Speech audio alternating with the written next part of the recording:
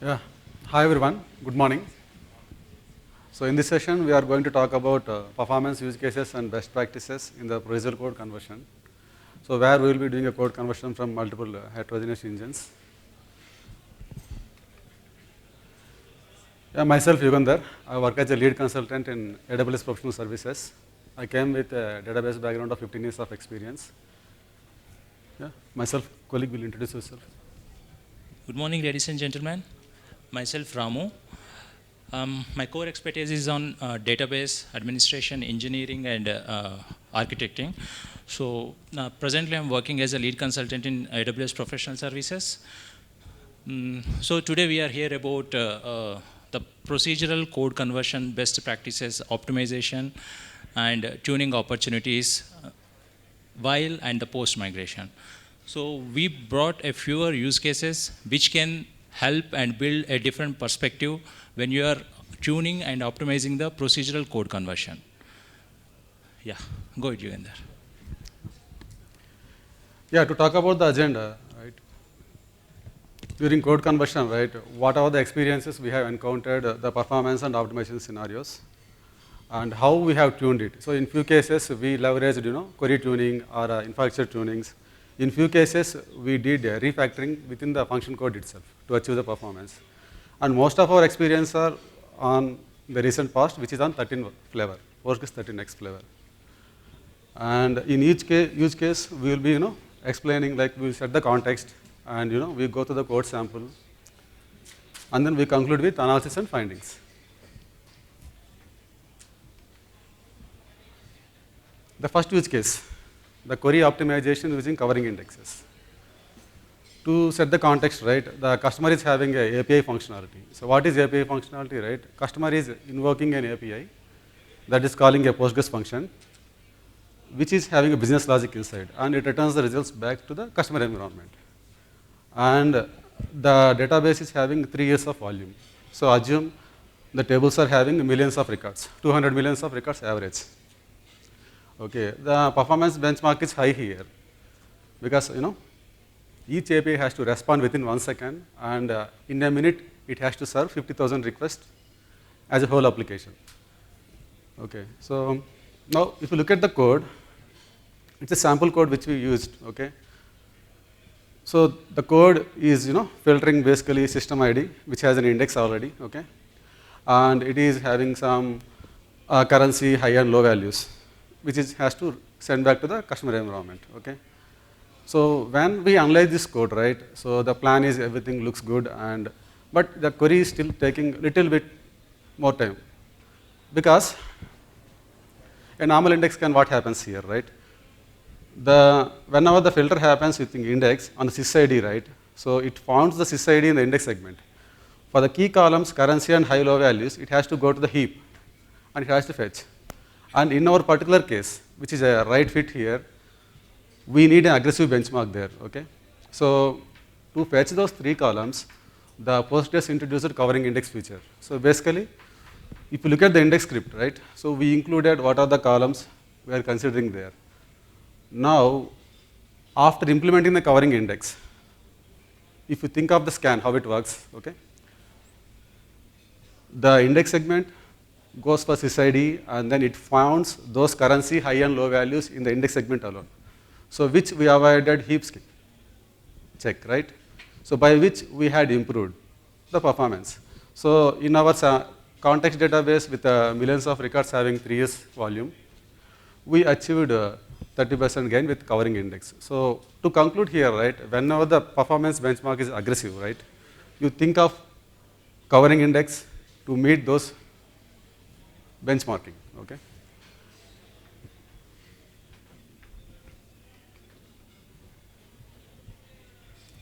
In the second scenario, we're talking about unsupported full outer joins. Okay. So as I said before, right, within Postgres function code, we optimized using query tuning, and we tried our best. If not, we are going with building a logic from the scratch, and we achieve the results.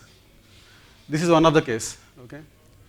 So to give the context, when we are converting a T-SQL code to PGSQL, okay, what happens? There were full outer joins, and there are R conditions as well. So if you focus on the upper code, right?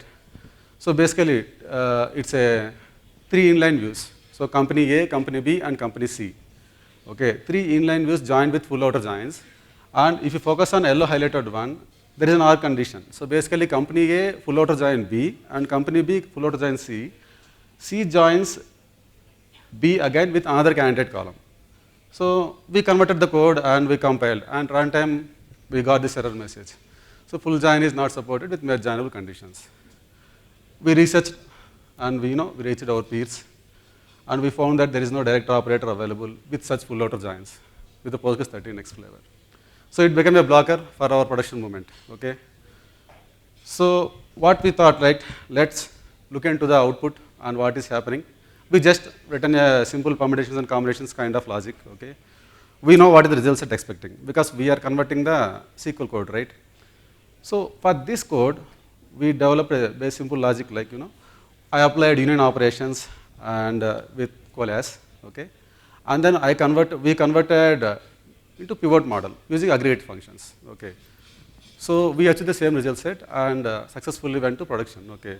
So why we want to bring this experience here, right? There is nothing stopping us in the Postgres, right? If something is not available, we can, as a developer, we can always build the logic from the scratch and we get the desired results.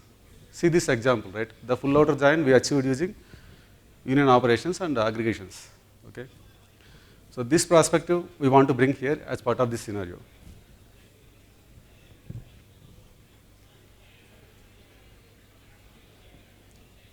The third scenario, this must be interesting, right? So whenever we are doing load testing after conversion, right, we see CPU spikes, okay? Whenever there is a CPU spike, right, we check the database like ideal connections is the cause, or long running query is the cause, or whether stats are stale or not, okay? If the stats stale also, it will cause CPU, right? So for this case, this is again falls under the first, right? So it's again API functionality, customer financial API, okay? And particular API is calling more frequently. So this API is having 10,000 requests per minute, and the tables are large here. Every table is holding 200 millions of records, okay? Now, in our normal unit testing where we tested with low load, right? So it is working perfectly, and we see CPU is around 10 to 15% only, okay? When we are doing load testing with 100 users, and when we hit with 10,000 requests for this code on such large volume, we see a CPU spike. Even in the development environment, we try to scale the infrastructure, and again we see a CPU spike, okay? So we deep dive further, right? So now we already tried query tuning and we looked into the parameters. Now, as an extra step, we deep dived. What is code doing? Why it is happening? Okay. If you look into the code, it's basically branching conditions. Like that, there are 6 branching conditions. Okay. Logic-wise, first business logic is looking for some indicator value in the table, which is a large again. And if this indicator is found, then it will go for an application query. Else, check for another indicator value. If that found, go for corresponding application query. Okay? Like that, we have 6 branching conditions. Okay. So the key thing here to note, the exist condition, right, is working on indicator column. What it mean by indicator column? It's a low cardinality column. So we have 300 millions of rows, whereas that indicator is looking for very low cardinality column. Consider a type value or gender column like that, right? So when you hit on low cardinality column, what happens? It will go for the bitmap scan. And this bitmap scan hitting frequently at a high concurrency is the cause. That we figured out. So to solution this as a temporarily, because we are ahead of production, right? And we found a pattern is the cause. So to solution this temporarily, we try to refactor and go out of box. So what we did is, right, as a temporary solution, there are 6 branching conditions, right? So we found that from the stakeholders, the third branching condition is the most frequent pattern. Assume, so 3 conditions, the third one goes to 90% of the cases. We moved the most frequent condition to the top as a temporary solution. So immediately we relax the CPU to some extent. We received 60% CPU with this temporary solution. And this bitmap scan is needed for the application. So how to avoid? So we go out of box thinking. We discuss with our customers. Basically, we are looking for the low cardinality column, that too on millions of data. So why don't we introduce a new lookup table? And they said it's fine, we can do that. Okay. As a permanent solution, we introduce a new lookup table, which having a basically kind of direction. And we use the table in the if class, which solves permanently. Now it is running in the production with 10 to 15% of CPU. So here, what we need to bring the context, right? So, see, CPU parameters, memory parameters, ideal connections, okay, and long running queries, stats, all fine. But something is not good, just look into the code, why it is happening. Because here, bitmap scan also not problem if it is hitting at 10 to 20 users. When it is hitting frequently, means 100 users and 10,000 requests, then the CPU is getting 95%. So we found the pattern, and we did a workaround, and we solved the problem, and it's successfully running now with 20% of the CPU. Okay. So go from the developer mind and see something is possible in the code. That's we want to bring the context here. Okay. Yeah. From here, my colleague Ramu will continue.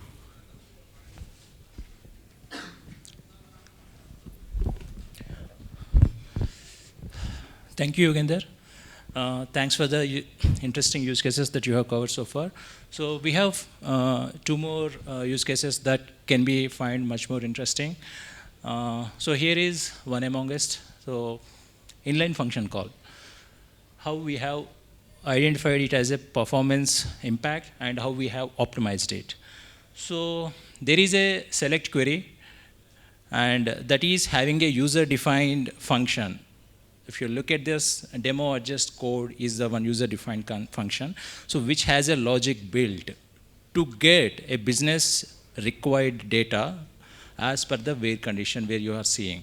So that where condition is bringing a huge amount of data, that is approximately 100K to 1 million records, varying from case to case.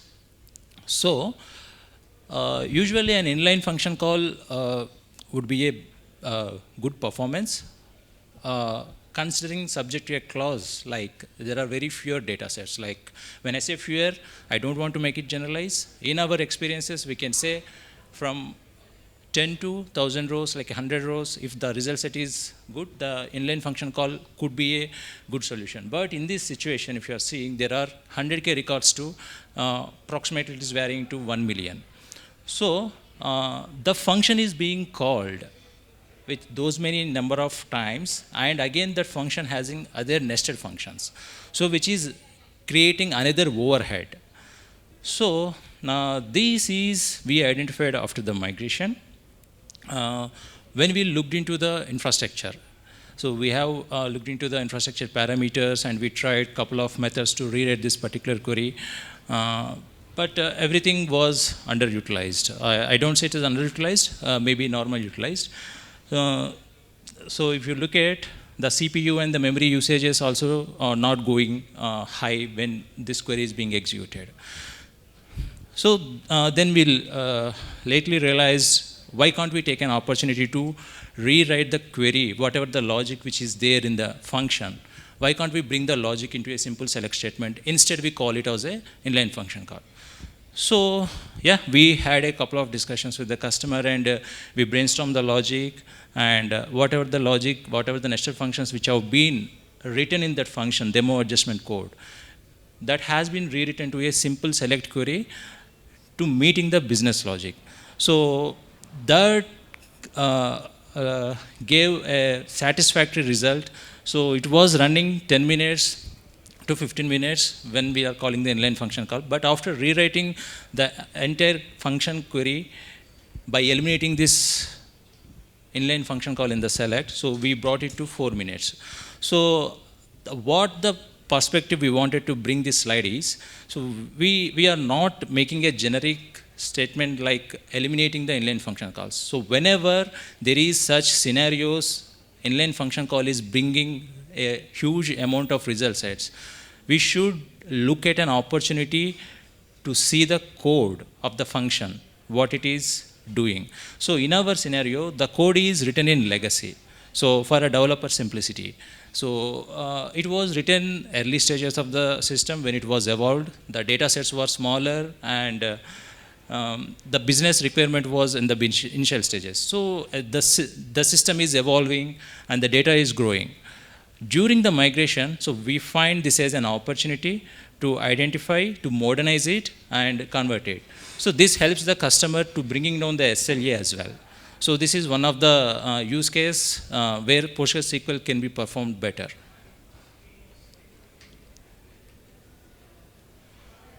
Yeah, here is one more use case, R condition with constant evaluation.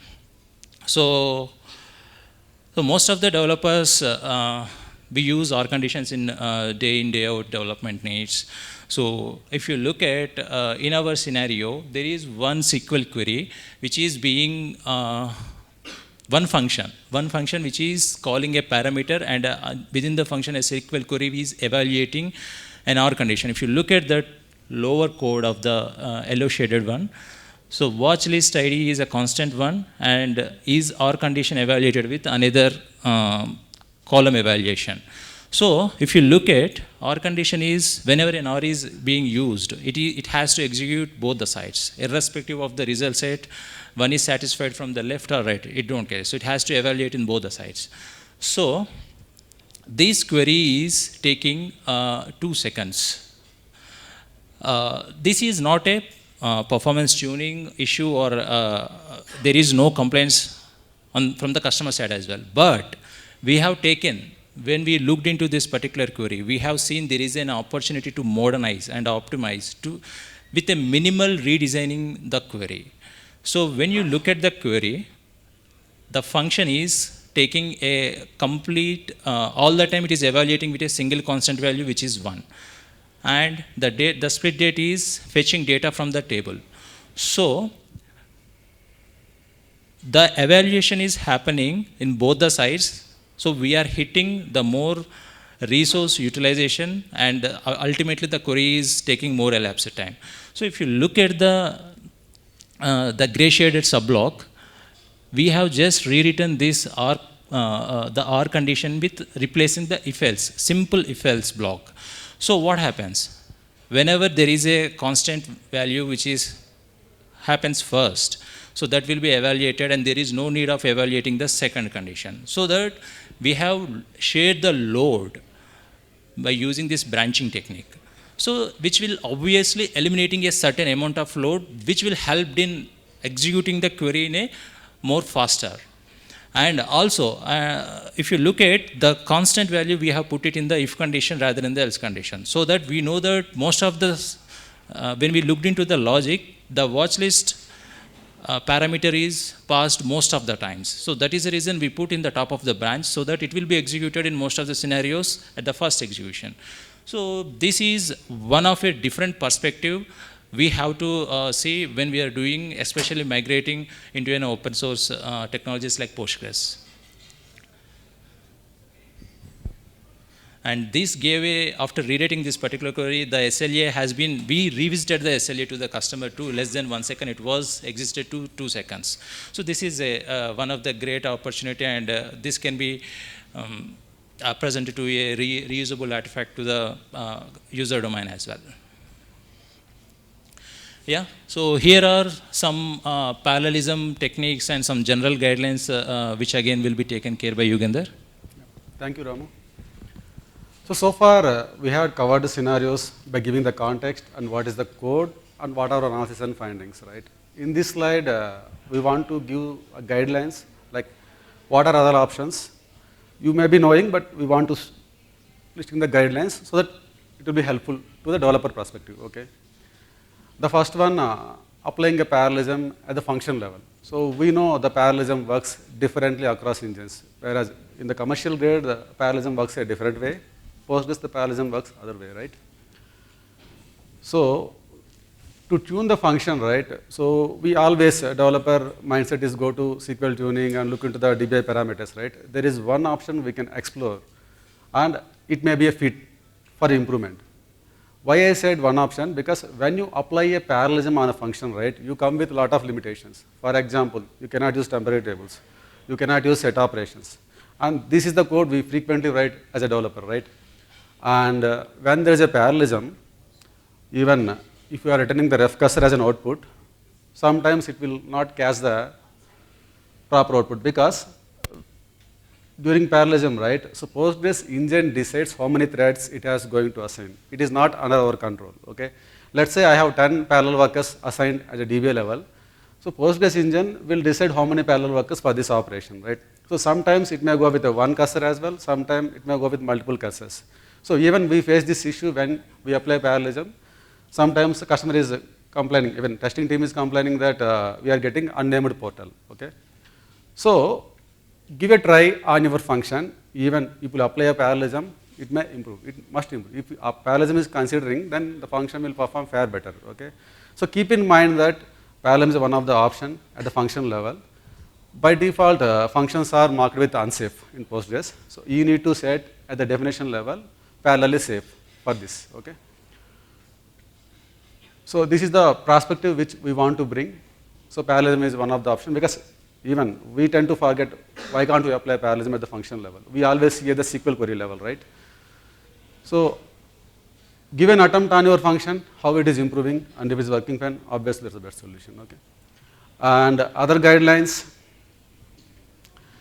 we know that variable declaration. We declare the variables with the same data type in our experience. But when we are dealing with the Postgres, right, collation also matters. When the performance benchmark is high, to consider even 5 to 10 milliseconds also matter for a financial application, right? Declare the data type with the same collation. That also really helpful. So we see that 5 to 10 milliseconds improvement when I add a collation matching to the table column. So it's a financial application, each and every millisecond matter, right? So we tend to declare the same data type, but we will not declare the same collation. So keep considering that also, where you will get additional benefit because right, when there is a different collation, it will go for an implicit conversion that we can avoid. And the second point, right, result set, right? So it is very common that function has a business logic and returns the output back to the customer. To return back the result set, we have three options. At least we experience three options. One is written as a ref cursor, written as a table type, written as a record type. Okay.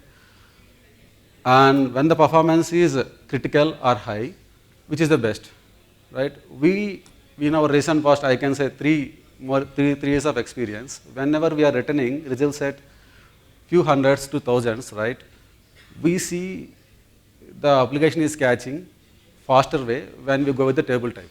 It's not like you get an advantage of few milliseconds. That also really matter. Okay. So this is our experience which we want to bring, right? So when you are looking at the millisecond precision level of the performance, okay, you can explore yourself, right? So you can change to ref cursor, you can change to table type. But our experience is saying that we got the better performance whenever we are having small result sets returning as a table type.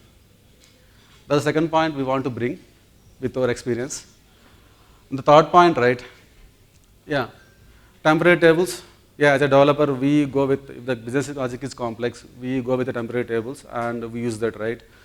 So temporary tables, when I work with other commercial engines, generally I will not add indexes, right? But in Postgres, in the initial experience, I go with the same approach. But I see there is a lag, 1 or 2 seconds. Then I figure it out, right? When I add an index on the key column, it is super fast. So make a standard, so when you're using temporary tables, even 4 to 5 years also, it really matters actually. So I have seen that advantage. So whenever you are going with the temporary tables, just if a performance is critical, add an index on the key column, which you are using further. That will help you for the performance. Okay.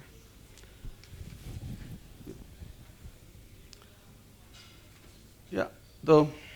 So the summary, right? We want to cover what?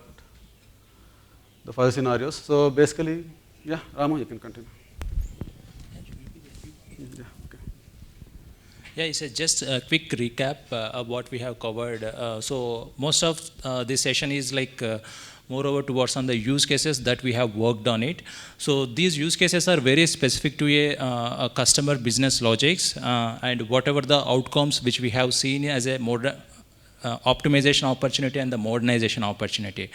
So we have many more such use cases, but considering the interest of the time, so we identified these 5 to 6 use cases, which can be help and create and will build a different perspective to most of the developers when they are working on their own environments or customer environments.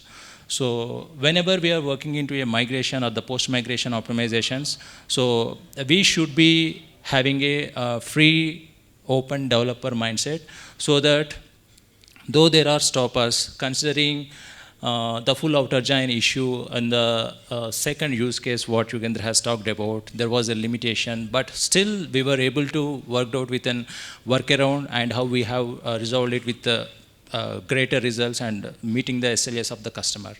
So this is what we wanted to cover. So any questions?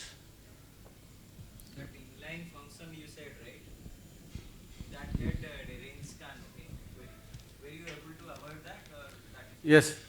So actually the inline function, the business logic is right, it's a financial application. So they are passing a date and they want to get the previous working day, corresponding previous working day, max price. So since it is a legacy code, right, developer written one nested function where he used the same table again, and another function for the previous date, right. It is possible with analytical function if you go with the leader rank function, right. So what we did is we avoided that inline function call. We given one more SQL below in the same code, and we clubbed the analytical function logic and passed the result set back to below query. We achieved the result. So since it is a legacy code, right, he written 3 functions, nested, and he used the same table twice. So if you achieve the result set in one hit, that's the best way. So the same table got used twice, and it's an inline function call. It is giving significantly slowness. So we avoided, by understanding the business logic and analytical function, we introduce a new SQL query below, by which we get the result set back to and fro. That way, we got a significant performance. What are the restrictions for parallel scaling? When we are doing parallel, right, you cannot use temporary tables, set commands. For example, we set with work memory options and set forcing the scans. Set operations are not there. Yeah, ref cursors. A ref cursor one is right. So ref cursor one, you will get case to case, because Postgres will decide how many threads it's going to use. So few cases, depends on the load, it may go with one thread. The few cases, if it is going with 2 threads, ref cursor will return 2 portals to the calling environment, right? We try to catch one portal. Then we are getting that unnamed portal error. That in our experience. But parallelism is one option we always want to try when you look into the performance. Because if you have the enough resources, it will automatically get it right. Yeah, concluding this, hope we have made this session useful for everybody. Thanks for attending the session. Thank you.